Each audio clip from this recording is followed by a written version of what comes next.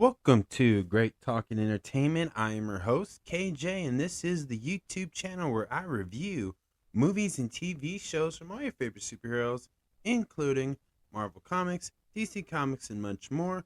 Please subscribe to my YouTube channel, Great Talking Entertainment official channel. Now let's go, baby. Welcome back to the YouTube channel, everyone. My name is KJ, and I'm the host of Great Talking Entertainment official channel, and this is my spoiler review for episode 4 for the new Disney Plus series by Marvel's Television, Daredevil Born Again, episode 4 spoiler review. Again, if you have not seen this, please pause this, but before you go, could you hit the thumbs up button on this video? That would help my channel grow. And I would truly appreciate that if you just did that small little thing that helps this channel out. Come back and let me know what you think about Daredevil Season 1, Born Again, I should say. And let me know in the comments below. I would love to hear your opinions and theories on what you believe is going to happen next in the MCU. So again, this is a spoiler review. Y'all been warned. Now, let's get into it. This episode starts off with Matt Murdock working on some cases, trying to help someone who lost financial help. Also, in the beginning of this episode, we see Matt Murdock collecting the gear, the outfit, and any other stuff to White Tiger, aka Hector. And what was really cool about this scene is we saw Angel Del Torres showing up, and she's obviously sad and she wants revenge. And what's really interesting is this is kind of like her superhero origin story happening in Daredevil Born Again. And you know, they're really teasing this Young Avengers thing, and this is kind of like her setup to inspire to put on the suit. And what's really interesting too is that Matt Murdock did his best to comfort her, but I believe this story is gonna be much bigger in the MCU, which I would be not surprised if we don't see her again in like a Spider-Man film, you know, for the MCU with Tom Holland, or any other ones that they can add her into there. But I think this is what is building up towards. And the reason why too is in this whole series so far is like Matt Murdock, he's much older. He's trying to change his ways, but we see the relapse, just like with Mayor Fisk, aka the Kingpin. You know, he's trying to do it in a different way. He's trying to handle things differently, but there's a part of him that wants to go back to his old ways as well. And we see this through this whole episode as they both struggling of this change and trying to not go back to their old ways. While again we see Mayor Fisk struggle with his marriage as we find out that Vanessa's been having an affair with the Adam guy, and it really bothers him. And another thing that he's struggling with too, Mayor Fisk, is that Daniel accidentally spilled the tea and told the news reporter lady, who runs her own blog, of course, spilled the beans about the garbage project that he was working on, and it's just a scam. And you know, we see him handling that. But Matt Murdock too, Daredevil, with the guy that got arrested for stealing some cereal of some sort, is that he lost his social security check because he's been locked up too many times and the justice system has failed. But we see Matt Murdock struggling with that because he's trying to do the right way, and he's putting all his trust in the justice system, which a lot of people realizes is broken and corrupted. But Matt Murdock knows that deep inside. And with Mayor Fisk, is he wants to do that way, the corrupt way, to get things done because that's all he knows how to do. But you can't really do that in the public light as a mayor of New York or any mayor around the United States, of course. So we see these two just wanting to relapse so badly, and they're looking for permission in their own ways. But we both see him slip. And then, of course, the marriage and Matt Murdock's love life is still in shambles as well, because there's just that part of him that just wants to put on the mask. And that's how we learn when we get in the scene that we finally see the Punisher, and we get this intense dialogue between Daredevil and Punisher. And it was kind of like big brother, little brother thing. Like, you came here because you want permission. You came here to give you the okay that you should go back and put on the red suit. And, Punisher mentions Foggy. He mentions his son and brought out an emotional scene, which I really love, and I thought it was awesome. And it's so comforting to know that the character Punisher is where he's at now, which is kind of like he's somewhat lost too, and he's very, very drunk, very depressed, and he's gotten much darker and grittier to this, which indicates to all the fans of the Marvel fans, the Punisher fans, that the next special project or series with the Punisher, they're not going to nerf him down or lighten him up. That no, they're going full blooded with this, and they're not going to hold back like they haven't on Daredevil Born Again. And it just indicates that there's more of this to come, and the Punisher series or special, as they've been talking about, it looks like it's going to be even more dark and grittier than ever they've done in the MCU. So I think there's something really important about that. Now, we also see these two, Matt Murdock and Mayor Fisk. They both at times they can't sleep, and what do? They go kind of back to things that comfort them, that reminds them of who they are. For Daredevil, that's just him getting on top of the rooftop, practicing his fighting skills, and just brushing up on his abilities to do the flips, the kicks, the jumps, the leaps. And while Kingpin is just staring at that white painting, as we learn that he has Adam captured in a cell. And so it's slowly but surely they're building up to them going back to their old ways, which is amazing. And there is so much that they could do with this series, and I thought it was pretty awesome about it. And what a great episode to show these two. It's like a parallel for these. They both have the same stories, almost identical paths, but they're just on different sides of the field. So, which obviously the easiest way to explain this, Daredevil is the good guy, Kingpin is the bad guy, right? And they're both really deep down inside want to go back to their old ways and do the ways they know it. Because while you have Mayor Fisk struggling just to build a new area, clean up the streets, it bothers him that he has to go through this process, get this votes, which he knows that he can do a much faster way, but he cannot do that because that's a criminal thing, and you can't do that in the public eye as being mayor of New York. So he has to play two different roles, and we learn this while him and his wife, Vanessa, have therapy couple with Heather, as we see Heather and Matt Murdock's relationship become more to the next level as dating as boyfriend and girlfriend type situation, I would assume.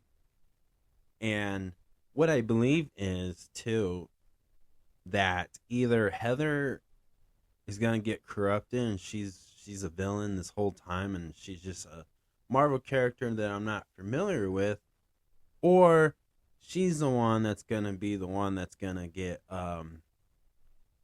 pretty much killed or murdered by the Kingpin, or one of his guys is going to do this, or Vanessa.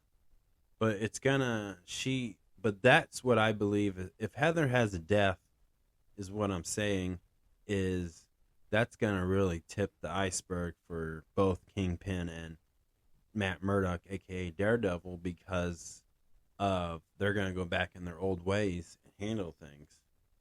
Maybe I believe that Mayor Fisk believes that he's the one that needs to put fear into a lot of people on both ends. But how do you do that without breaking the law?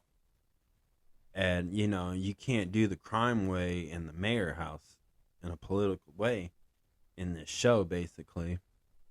And Daredevil he's trying to do the lawyer, he's trying to do his job as a lawyer, but he knows deep down inside that he could fix the whole case, fixed everything if he just done the vigilante way. And so now you have these two just tempting back to go back their own ways, and maybe they're going to eventually. They will, but it's the matter of how many episodes it takes to get them there. And that's really just the waiting game for us as the audience. Now, let's talk about some topics. So let's just start off with Daredevil. What I like about Daredevil in this episode is that this episode really embraces and highlights the name of the title, Born Again. And we're watching Matt Murdock be reborn in a way to become Daredevil. If you remember old reports and old interviews, whether you heard from Kevin Feige or just read it on the internet, that the idea is they're gonna not continue the story with how they did Daredevil on Netflix, but this is a complete different series, a different view of these characters. And I think what they're doing is, that's why I believe they called it Born Again, because this episode kind of proves it to me in my mind, is that, okay, he has to figure out to become Daredevil, but he has to have a different motive and different reasons to become Daredevil, which that's really the superhero way. And, even though he knows Punisher was right, he knows that he cannot lose hope of who he is and what his dad wanted him to be, and how his best friend Foggy believed that Daredevil should be. And so this is more of like, okay, yeah, he's going to become Daredevil, but his attitude and views of doing things is probably going to be more like the way he's portrayed in comic books, and even maybe some of the older Spider-Man, or even like Spider-Man, your friendly neighborhood Spider-Man, the way they portray Daredevil. I believe that's the route they're going to go with his personality moving forward within the MCU, is the way you saw him in Your Friendly Neighborhood Spider-Man. That's where I believe. This is where he's more lighthearted. He's not as dark and gritty. He smiles a little bit more, but he's not like, I gotta punch you till you bleed. And I think they're gonna go that route with him. But I also believe that they're gonna try to keep that little bit of that the way you remember Daredevil in the Netflix series. And so there will be blood. I think there will be some violent beatings and deaths. But I think now they're going to find to infiltrate more of the cartoon Daredevil personality, more like, is where I'm getting my point at. And that's why I think this really shows him becoming reborn again as Daredevil, but with a different attitude towards life now. And I think that's what it is. I think that's why they killed the character Foggy, because they want you to see him go through grief, and how does he heal and move forward with this in a way where, they can kind of do more stuff with Daredevil, maybe more like the way you saw him in She-Hulk. But it's the idea of how do they do that and how do they play that off. But I think that's the route they're going with it, to me, and that's where I got out of it just watching this episode. Now, let's talk about Moose. Now, Moose in this episode, we seen him here and there, and he's basically stealing people's blood and murdering them in his own way. And then he paints, the walls, the buildings, like a graffiti guy with their own blood, and he sends a message to everybody. And I like how he's doing this in the shadows of the MCU. Like, he's not on the cops' radar. He's not on Daredevil's radar for sure. But they're showing him that he's much of a bigger threat for a street level character for someone like Daredevil, which I think it's pretty interesting, and I can't wait to see when Moose becomes the main villain, the main antagonism, and that means like they got to find a way to keep Kingpin locked up, down. And now, if you watch Captain America: Brave New World, when you saw President Ross get locked up, I think the idea of Mayor Fisk getting impeached and then arrested is the way to do it without actually killing off the character. Because I believe they're going to do more with the Kingpin, obviously. So I believe he's just going to get arrested at some point through this season. And which is not a bad thing. You don't want to kill off that character. There's other things you can do with him. And he can grow a bigger empire, whether he's mayor or not. So I think there's a way to do this. And I think they're going to pull it off for sure. Now, let's talk about the Punisher. Again, I really like that scene. It's like big brother, little brother pep talk and giving that rah, rah, rah speech. But we still show that Punisher is still sticking to his beliefs, his ways. And I like how the fact that they took this character Punisher, to another level of dark and grittiness. And it's definitely going to give us, it kind of gives us an idea of where they're going with this. And I believe Punisher is going to get much more violent and more bloodier because it really sticks to the comic book. I just don't know how far they're willing to push the envelope until they give us that series, if they ever do, this year, next year, whatever. But it really indicates that they have an idea with him and they have more stories to tell with the Punisher. And I can't wait to see Frank Castle again. It's going to be awesome. And the idea of, like, there's people, like cops are using his symbol, and obviously they're going to try to pin it on him with every crime they committed. So there's a story to be told, and I believe that this is going to spill over into other Marvel projects for the MCU. So I really can't wait to see this. And, I feel like a lot of these characters will mix in with Spider-Man at some point. If it makes sense and they feel like they can make money off of that from Sony, Marvel Studios, and of course Disney. So I think they all believe in it, or at least Disney and Kevin Feige and Marvel Studio believes in this idea that there's money to be made.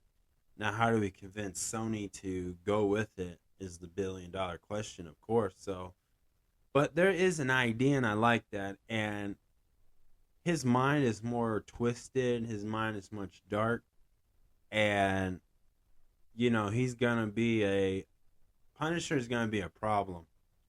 So I can't wait to see what he does in the MCU.